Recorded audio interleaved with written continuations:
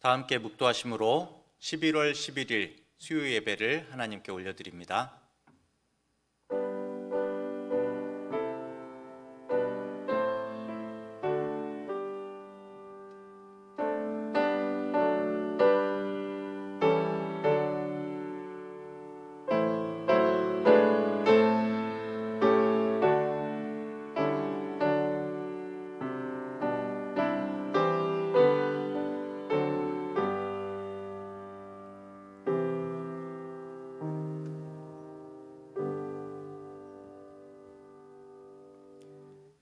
찬송가 447장, 새 찬송가는 393장, 오신실하신 주.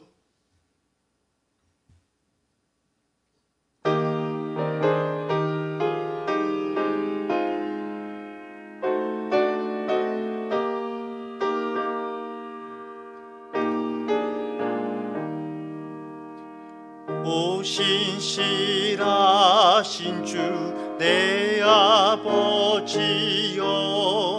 늘 함께 계시니 두려움 없네.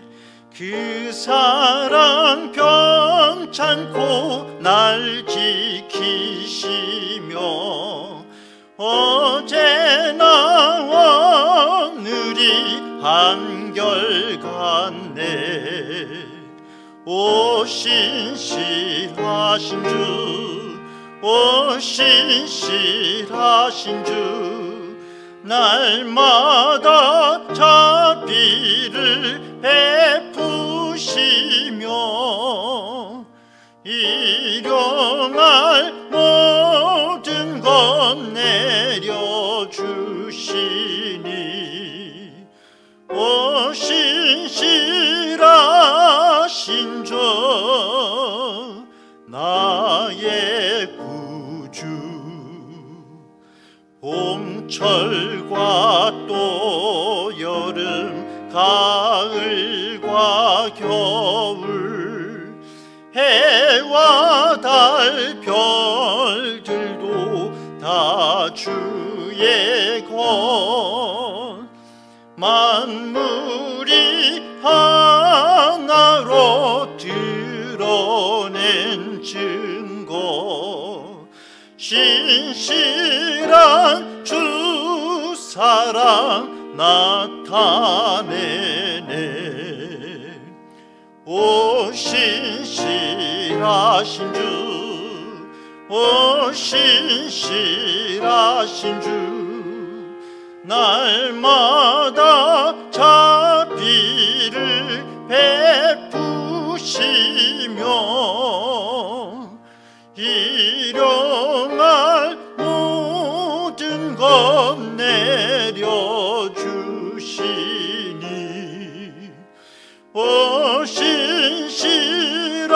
오신실하신 주 나의 구주.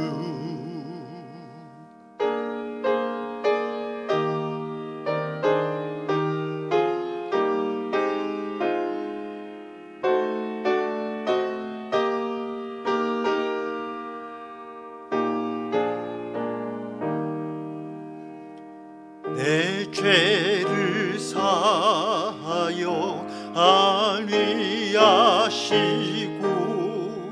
주친이 오셔서 인도하네.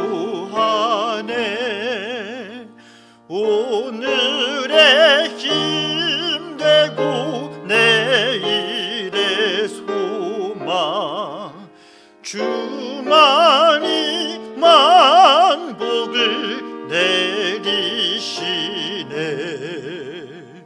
오신실하신 주, 오신실하신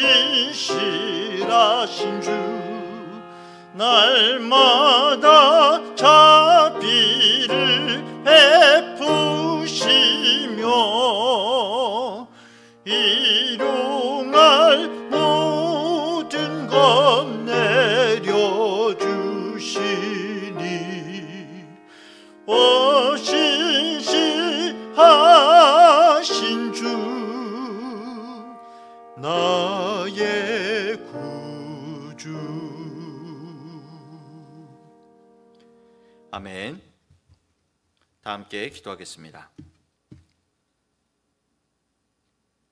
사랑과 은혜가 충만하신 하나님 아버지, 우리의 구주이시며 우리의 영원한 생명이 되시는 주님을 찬양합니다.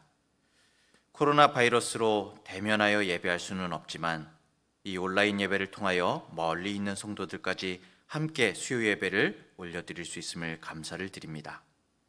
하나님, 오늘도 마음은 주님 닮고자 하나 믿음 없이 세상과 타협하고 그렇게 행한 우리의 말과 모습들을 이 시간 주님 앞에 고백합니다. 저희들을 사랑하사 십자가 보혈로 대속하시고 자녀 삼아주신 주님께 우리 마음속의 악함과 교만과 거짓된 모든 것을 회개합니다. 용서하여 주시옵소서. 하나님 앞에 새로워지기 원하는 저희들의 마음을 받아주시고 말씀의 은혜를 믿음으로 정말 받는 시간이 되게 하여 주시옵소서. 우리의 힘과 능력이 아닌 오직 예수님의 이름을 선포하며 세상을 이기는 모든 중앙대학교의 성도 되게 하여 주시옵소서. 올해는 정말 급격하게 변한 사회 환경과 경제의 혼돈 속에 우리들이 살고 있습니다. 세상의 기준이 행복의 조건이 되는 이 시대에 우리 믿음의 자녀들의 가치관은 정말 세상을 넘어서 그 이상을 바라보는 하나님의 백성이 되게 하시며 곤고한 날 더욱더 하나님을 붙잡고 기도하며 기다리는 믿음의 뿌리가 깊어지는 우리 성도들 되게 하여 주시옵소서. 주님의 선하신 인도하심을 믿습니다. 앞으로 더욱 어떤 변수의 환경 속에서 우리가 살아갈지 모르지만 언제나 우리를 유지하시고 지키시는 하나님을 의지합니다. 중앙대학교회를 세우신 하나님, 거짓된 말씀이 판치는 이 세상 속에 참된 진리의 말씀으로 예수님의 구원의 십자가 사랑을 전하는 빛과 소금의 역할을 잘 감당할 수 있도록 우리 교회를 붙들어 주시옵소서.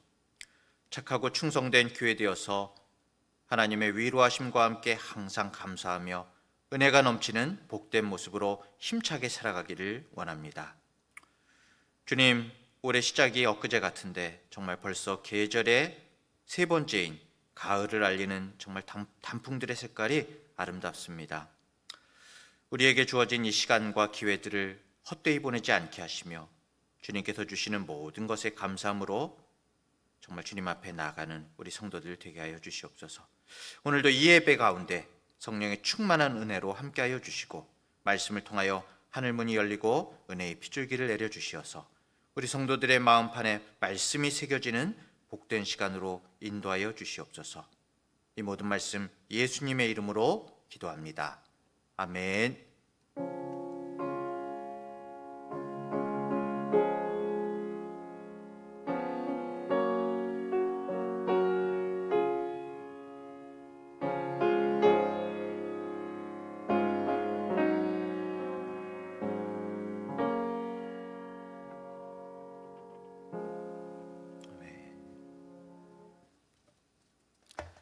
찬송가 330장, 새 찬송가는 272장 고통의 멍에 벗으려고 다 같이 찬양하겠습니다.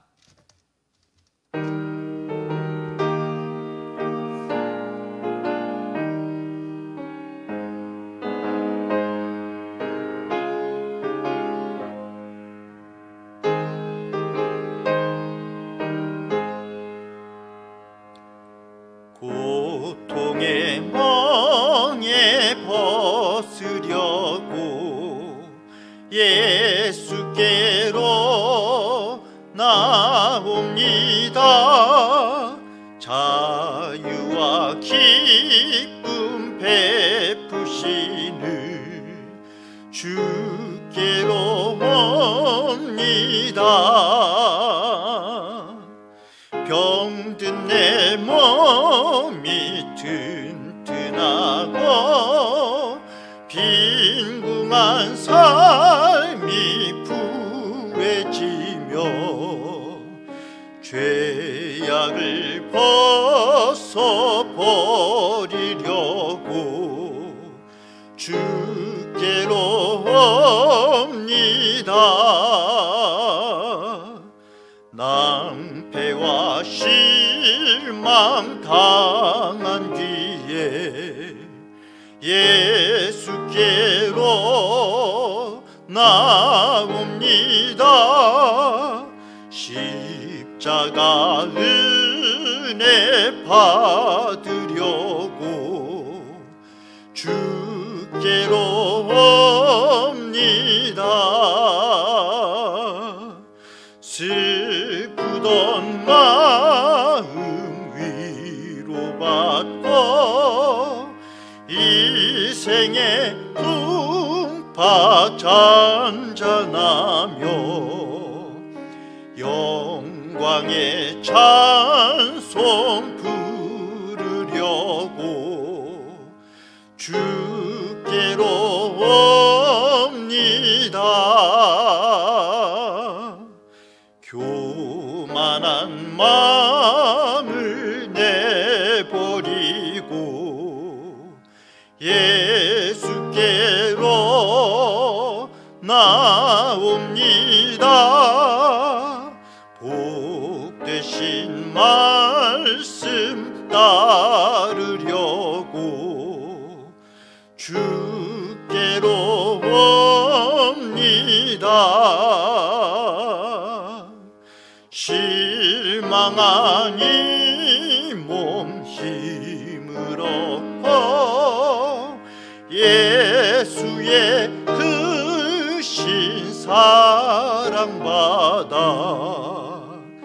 하늘의 기쁨 맛보려고 주께로 옵니다.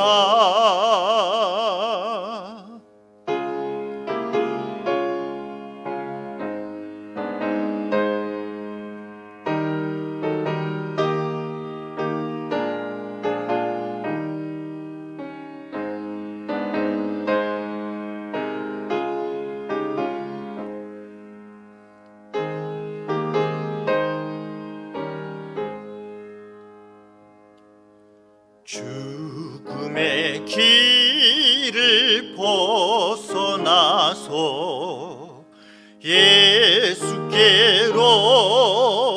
나옵니다.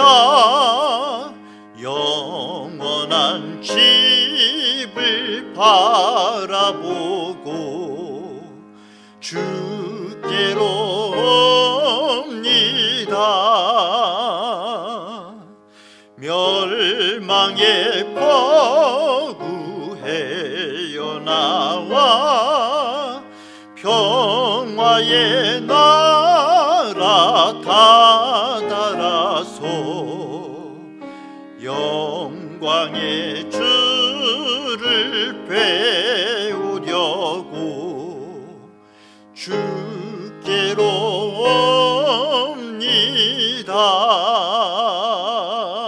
옵니다. 아멘. 오늘 하나님의 말씀은 룻기서입니다.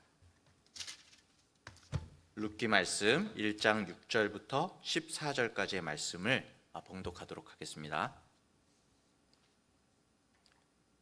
그 여인이 모압 지방에서 여호와께서 자기 백성을 돌보시사 그들에게 양식을 주셨다 함을 듣고 이에 두 며느리와 함께 일어나 모압 지방에서 돌아오려 하여 있던 곳에서 나오고 두 며느리도 그와 함께하여 유다 땅으로 돌아오려고 길을 가다가 나오미가 두 며느리에게 이르되 너희는 각기 너희 어머니의 집으로 돌아가라. 너희가 죽은 자들과 나를 선대한 것 같이 여호와께서 너희를 선대하시기를 원하며 여호와께서 너희에게 허락하사 각기 남편의 집에서 위로를 받게 하시기를 원하노라 하고 그들에게 입맞춤에 그들이 소리를 높여 울며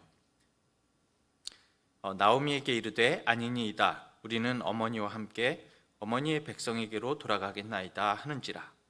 나오미가 이르되 내 딸들아 돌아가라. 너희가 어찌 나와 함께 가려느냐. 내 태중에 너희의 남편들 아들들이 아직 있느냐. 내 딸들아 되돌아가라. 나는 늙었으니 남편을 두지 못할지라. 가령 내가 소망이 있다고 말한다든지 오늘 밤에 남편을 두어 아들들을 낳는다 하더라도 너희가 어찌 그들이 자라기를 기다리겠으며 어찌 남편 없이 지내겠다고 결심하겠느냐. 내 딸들아 그렇지 아니하니라. 여호와의 손이 나를 치셨으므로 나는 너희로 말미암아 더욱 마음이 아프도다 하매 그들이 소리를 높여 다시 울더니 오르바는 그의 시어머니에게 입맞추되 룻은 그를 붙쫓았더라. 아멘.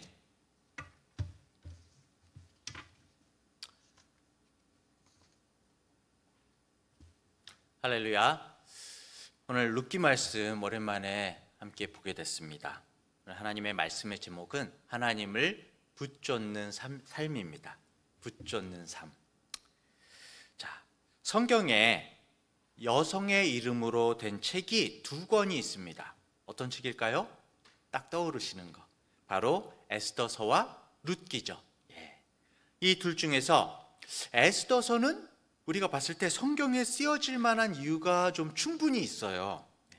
에스더서는 뭡니까? 완전히 없어질 위기를 맞은 그 이스라엘 민족을 건진 에스더 왕비의 이야기죠. 역사적인 사건을 통해서 어떻게 이스라엘 민족이 살아날 수 있었는지를 에스더서는 설명을 해주고 있습니다. 그런데 사실 이 룻기는 어떻습니까, 여러분? 성경에 그 자리에서 빠져도 별 관계가 사실은 없어 보입니다. 우리가 볼 때에. 룻기가 어디 있죠? 언제 시대입니까? 사사시대 초기를 배경으로 하고 있는데 이 사사기와 사무엘상 사이에 룻기가 딱 빠진다고 생각해 보세요. 룻기가 없어도 성경의 흐름이 역사적으로 아무 문제가 없습니다. 그렇죠. 내용도 사실 그렇게 대단한 것이 없습니다. 그냥 이스라엘의 어떤 가정이 흉년을 피해서 모압 땅에 갔다가 거기서 결혼해서 살다가 다 죽고 다 망한 다음에 다시 유다 땅으로 돌아와서 재혼해서 아이를 낳는다. 이런 이야기가 전부죠. 물론 룻이 낳는 아이가 다윗 왕의 할아버지인 오벳이라고는 해도 이 성경에 4장을 할애하면서까지 오벳이 그렇게 중요한가요? 오벳을 나타낼 필요는 없는 거지요. 잠깐 언급만 해도 충분한 건데 말입니다. 도대체 이 성경의 룻기가 왜 중요할까요? 더군다나 여러분 아시죠? 룻은 이방 여인입니다. 모압 사람이죠. 그런데 어떻게 이 이름이 성경의 제목이 되었을까요? 신명기 23장 2절 3절에 보면은 이 모압 족속에 대한 말씀이 있는데 이렇습니다. 사생자는 여호와의 총회에 들어오지 못하리니 10대에 이르기까지도 여호와의 총회에 들어오지 못하리라. 암몬 사람과 모압 사람은 여호와의 총회에 들어오지 못하리니 그들에게 속한 자는 10대뿐 아니라 영원히 여호와의 총회에 들어오지 못하리라. 이렇게 말씀하고 있습니다. 이 여호와의 총회란 하나님께 대한 제사의식이나 절기와 회의 등을 이제 통틀어서 말하는 건데요. 의미하는 건데요. 이것이 거룩한 하나님 앞에 모이는 집회이기 때문에 거룩하지 못한 사람은 참여할 수가 없었던 것이죠. 사생자, 아버지를 모르는 그 정상적인 결혼 관계에서 태어나지 않은 그런 사생자, 굉장히 사회에서 혐오하던 사람이죠. 이런 사생자도 그래도 10대가 지나면 이 말미를 줬어요. 10대가 지나면이라는 그 희망이라도 있지만 그 뒤에 암몬과 모압 사람은 어떻습니까? 암몬과 모압 사람은 영원히 여호와의 총회, 곧 교회에 들어올 수 없다는 것입니다. 그만큼 정말 이 암몬과 모압 사람에 대해서 평가절하하고 있는 거죠. 잘 알다시피 이 암몬과 모압 족속이 어떻게 생겼습니까? 창세기 19장에 보면은 롯이 소돔과 고모라에서 도망쳐 나오죠. 2 딸과 산에 들어가서 살게 되는데 큰 딸과 작은 딸이 모의해서 아버지에게 술을 마시게 하고 동침해서 낳은 족속이 모압과 암몬 자손인 거죠. 정말 시작부터 불경하고 저주받은 그런 족속인 것입니다. 그런데 이 저주받은 모압 족속 여자의 이야기가 성경에 4장이나 나오고 더욱이 이 여인이 다윗을 거쳐서 누구의 조상이 되죠? 예수님의 조상이 된다니 도대체 이게 어떻게 된 걸까요? 이 여자가 도대체 누구이기에 갑자기 툭 튀어나온 이 모압 여인 룻이 누구기에 하나님께서 이 여자를 주목하고 계신 걸까요? 사랑하는 성도 여러분, 사실 이 모압 여인 룻은 아무 희망도 없고 쥐뿔도 없는 그런 사람의 대표격으로 성경에 나타나고 있습니다. 성경에서 말하는 약자, 대표적인 약자가 누가 있을까요, 여러분? 바로 고아와 과부와 타향살이하는 계획, 이 대표적인 셋이죠. 그런데 여러분, 이 중에서 고아는 자라면 어른이 되죠. 항상 끝까지 고아가 아니죠. 객은 고향으로 돌아갈 소망이라도 있습니다. 그런데 하지만 과부는 어떻습니까, 여러분? 과부는 시간이 지나면 어떻게 되죠? 더 늙은 과부가 되죠. 소망이 없습니다. 더 초라한 삶으로 빠져가죠. 게다가 룻은 모압 여인입니다. 룻은 앞에서 말했듯이 여호와의 총회에 영원히 들어오지 못하는 기형적인 그런 족속의 여인이에요. 선민의식을 가진 유대인들이 이방인을 개처럼 취급했는데 그 중에서도 가장 끔찍해하는 이방인이 바로 모압과 암몬 족속인 것입니다. 요즘 그 국제 결혼이 많죠. 저도 여기 마트 같은 데 가면은 막 외국말을 하는 사람들이 많더라고요. 여기서 현지에서 태어난 그런 아기들도 굉장히 많은 것 같습니다. 국제 결혼이 많다고 하는데, 그런데 예를 들어서 한국에서 이 중국이나 일본이나 베트남 결혼이다 그러면 그렇구나, 결혼했구나, 이렇게 생각을 하는데, 저기 아프리카의 이디오피아나 우간다나 르완다나, 제가 지금 이분들을 폄하하는 게 아닙니다. 아프리카 분들을 폄하하는 게 아니라 우리 사회가 아직까지 인식이 조금 선입견을 갖고 있다는 거죠. 뭐 우간다나 르완다나 이쪽 분들하고 결혼했다 그러면은 국제 결혼이다 그러면 약간 이상하게 생각하죠. 뭔가 선입견을 갖지 않겠습니까? 그렇죠? 결국 룻은 성경의 등장인물 중에서 가장 최악의 조건을 가진 사람이라고 할 수가 있는 겁니다. 무엇으로도 인정받을 수 없는, 아무 힘도 아무 능력도 없는 모압 사람이고 과부가 바로 룻인 거죠. 성도 여러분, 솔직히 우리가 아브라함처럼 살아야 된다, 아니면 뭐 다윗처럼 살아야 된다 그러면 글쎄 내가 그럴 수 있을까? 하나님, 제가 너무 믿음이 연약합니다. 그렇게 살 수 있을까요? 하고 말할 수 있지만 여러분, 룻을 한번 보세요. 모압 이방인의 과부에 아무것도 남아있지 않고 빈털터리 시어머니를 따라서 쫓아온 이 여인보다 못한 그런 상황과 조건에 있는 사람이 혹시 이 중에 카메라 너머에 계신가요? 물론 이제 지금 어렵고 힘든 상황 가운데 있는 분들이 있겠지만 쉽지 않죠. 이렇게 어렵기도 쉽지 않은 것입니다. 하루하루를 겨우 시어머니랑 먹고 살려고 남의 밭에 나아가서 이삭 줍기, 남들 눈치 보면서 이삭 줍기를 하는 이 룻을 볼 때, 진짜 나보다 나은 것도 하나도 없고, 그렇죠? 오히려 정말 이렇게 어떡해. 그런데 이 사람이 뭘 해가지고 성경에 나오는 거야? 요상하네. 온갖 악조건이란 조건은 다 가진 이 룻보다 불행한 처지에 있는 우리 성도님들 계십니까? 아무것도 내세울 게 없는 이 모압 여인이 도대체, 룻이 어떻게 하나님의 주목을 받고 성경에까지 기록이 되었을까요? 아까 우리가 본문을 14절까지 읽었는데요, 제가 룻기 11장 14절부터 17절까지를 마저 읽겠습니다. 그들이 소리 높여 다시 울더니 오르바는 그의 시어머니에게 입맞추되 룻은 그를 붙쫓았더라.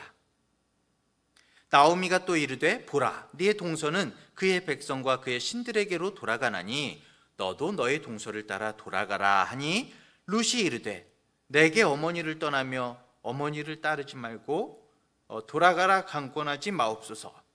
어머니께서 가시는 곳에 나도 가고 어머니께서 머무시는 곳에서 나도 머물겠나이다. 어머니의 백성이 나의 백성이 되고 어머니의 하나님이 나의 하나님이 되시리니 어머니께서 죽으시는 곳에서 나도 죽어 거기 묻힐 것이라. 만일 내가 죽는 일 외에 어머니를 떠나면 여호와께서 내게 벌을 내리시고 더 내리시기를 원하나이다 하는지라. 참 며느리로서는 참 대단하죠. 이 부분은 다른 며느리인 오르바가 결국에는 자신의 민족으로 돌아가는 모습을 보면서 이 나오미가 룻에게 너도 돌아가라, 그러니까 룻이 말하는 모습이죠. 룻은 나오미를 그냥 쫓아간 것이 아니라 우리가 읽는 이 개역개정 성경을 보면은 붙쫓았다라고 말합니다. 오늘 이 말씀 제목이기도 하죠. 붙쫓았다. 우리가 보통 흔히 쓰는 말은 아니죠. 이게 무슨 말일까요? 이 붙쫓다라는 말은 히브리어 동사로 다바크라고 합니다. 다바크. 문자적으로 번역하자면은 있는 힘을 다해서 쫓아가서 하나로 뭉쳐지다라는 그런 뜻입니다. 그런데 이 동사가 아주 특별한 동사예요. 바로 창세기 2장 24절에도 이 단어가 쓰였습니다. 남자가 부모를 떠나서 그의 아내와 합하여 둘이 한 몸을 이루라 라고 할 때 하나님께서 이렇게 명령하셨을 때 쓰인 동사가 바로 이 다바크, 붙쫓다입니다. 원어적으로 뼈와 살이 딱 붙은 것처럼 쫓았다라는 그런 뜻이 바로 이 다바크인 것이죠. 이 장면을 한번 여러분 상상해 보십시오. 룻이 시어머니를 쫓아가는 겁니다. 쫓아가는데 시어머니는 아서라, 아서, 나 따라오지 마. 너 갈 길 가라.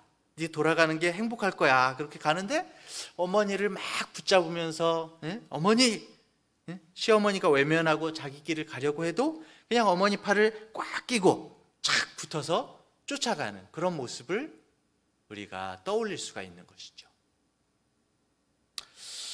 우리가 흔히 성령 충만하다 그런 말을 하잖아요. 성령 충만하다. 성령 충만하다는 말을 쓰는데 그게 무슨 말이겠습니까? 무슨 말이냐면 바로 성령님과 내가 딱 붙어서 다바크하고 있다는 겁니다. 그렇죠? 다른 것이 끼어들 틈이 없는 거죠. 그러니까 시험이 없습니다. 시험이라는 것은 간격이 넓으면 들어오는 거죠. 그 사이를 끼고 들어오잖아요. 주님과 우리가 딱 붙어 있으면 사실 고민할 것이 없습니다. 항상 떨어져 있지 않으면요. 그런데 우리는 하나님 말씀을 그렇게 붙잡지 않습니다. 간격이 너무 넓어요. 우리가 하나님의 말씀에 이 생각하고 저 생각하면서 고민하니까 시험이 오는 거죠. 이것이 정말 말씀이다, 하나님께서 기뻐하실 일이다 하면 상황이 어떻든지 조건이 어떻든지 간에 사실은 아멘 하고 탁 다박해야 되는 거죠. 붙쫓아야 되는 것입니다. 오늘 말씀의 본문에 보면은 다른 며느리 오르바는 그의 백성과 신들에게로 돌아갔다고 나옵니다. 오르바도 처음에는 아마 나오미와 같이 이스라엘로 함께 오려고 길을 나섰고 같은 고백도 했을 거예요. 하지만 결국 오르바는 돌아갔죠. 오르바는 하나님을, 시어머니의 하나님을 붙쫓지 않았습니다. 그런데 16절, 17절의 룻의 고백은 그야말로 달라요. 정말 달라요. 저는 이 말씀 읽을 때마다 참 마음이 벅차고 울컥한 것 같아요. 룻은 어머니의 백성이 나의 백성이고 어머니의 하나님이 나의 하나님이라고 고백을 합니다. 만일 죽는 일 외에 어머니를 떠나면 여호와께서 자신에게 벌을 내리시고 더 내리시기 원한다고 말을 합니다. 세상 사람들은 다 자기 자신을 위해서 살기 위해서 살아가고 또 떠나갑니다. 오늘 룻기 우리가 안 읽었지만 맨 처음 시작에도 유다 사람인 엘리멜렉과 나오미 그리고 두 아들은 먹고 살기 위해서 모압으로 떠났어요. 며느리 오르바도 살고자 그의 백성과 그의 신들에게로 돌아갔습니다. 그런데 이 룻은 죽는 일 외에는 어머니를 떠나지 않겠다고 해요. 여러분, 사실 이 고백은 모압 여인 룻이 아니라 이스라엘 백성들이 해야 되는 고백이거든요. 사사기에 이스라엘 백성들이 해야 되는 고백입니다. 나는 죽는 일로 해 하나님을 떠나지 않겠습니다. 죽어도 이 땅에서 죽겠습니다 라고 고백해야 될 백성들은, 이 사사기에 이스라엘 백성들, 엘리멜렉도 그렇고요, 살겠다고 그 땅을 떠나가는데 여호와의 총에 들어오지도 못하고 세상에 가장 못나고 불리한 그 찌질이 조건은 다 가진 이방인 모압의 과부 여인이 하나님 앞에 꽉 붙어서 죽고자 나오는 것입니다. 그리고 이렇게 고백하는 것입니다. 이 말을 하나님께서 사실은 이스라엘에게 얼마나 듣고 싶은 말이겠어요. 그렇죠? 하나님께서 얼마나 듣고 싶어 하시는 말인지 우리는 이 룻기를 통해서 알 수가 있는 것입니다. 어머니, 저는 지금 제가 편하고 잘 되려고 어머니를 쫓는 것이 아닙니다. 아무리 불편하고 아무리 힘들어도 어떤 편견과 어려움이 있더라도 나는 죽어도 어머니와 어머니의 하나님을 따라가겠습니다. 사랑하는 성도 여러분, 하나님께서는 우리에게 이런 믿음의 고백을 원하십니다. 그래서 룻기를 통해서 우리에게 보여주시는 거예요. 하나님께서 나는 너무 이런 말을 듣기를 간절히 원하는데 너무나 간절히 원하시는 거죠. 하나님, 모든 상황이 좋지 않습니다. 하나님, 정말 이 병 때문에 괴롭습니다. 하나님, 직장에서 너무나 힘들고 위태롭습니다. 하나님, 사업이 파산 직전입니다. 하나님, 자녀가 말을 듣지를 않습니다. 자녀 앞날이 풀리지를 않네요. 여러 가지 조건들, 상황들이 있지만, 하지만 하나님, 이런 모든 상황에 관계없이 그래도 나는 죽어도 하나님을 따르겠습니다. 지금 죽이셔도 무조건 하나님 말씀대로 붙쫓아서 살겠습니다. 사랑하는 성도 여러분, 하나님 앞에서 흔들리십니까? 붙쫓으십시오. 시험이 많습니까? 마음이 양갈래 망갈래입니까? 뜻을 정하여서 룻처럼 붙여주십시오. 성경에서 왜 하나님이 룻기를 기록하게 하셨습니까? 이제 아시죠? 왜 하나님께서 이 룻을 책임지시고 결국에는 눕히셨는지, 이 모습을 왜 우리에게 보여주고 계신지 붙여주십시오. 기도하겠습니다. 하나님 아버지, 세상에서 가장 안 좋은 상황과 조건을 가졌던 이 모압 여인 과부 룻의 고백, 정작 하나님을 바라보고 하나님의 백성 되어야 될 이스라엘은 이 사사기의 혼탁함 속에서 비틀비틀 세상 가운데 흔들렸지만 오히려 이스라엘이 해야 할 고백을 이방 여인의 입을 통하여 듣고 기뻐하시는 주님, 오늘의 우리들에게 이 기뻐하시는 주님의 마음을 보여주심을 생각합니다.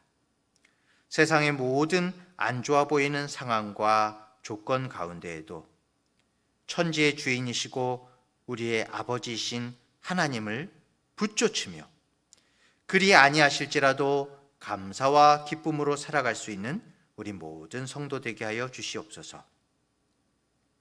오늘도 이끄시고 붙드시는 주님을 기대합니다. 바라봅니다. 주님께서 함께하여 주시옵소서.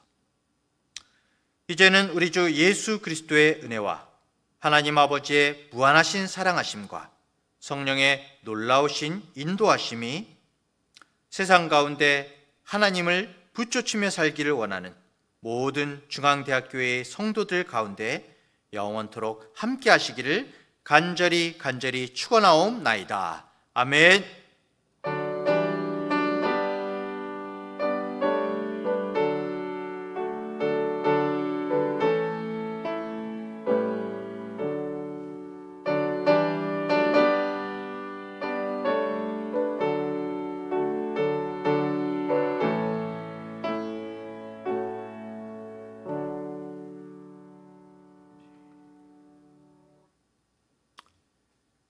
할렐루야. 예배 주님 앞에 온전히 올려드리셨는지요?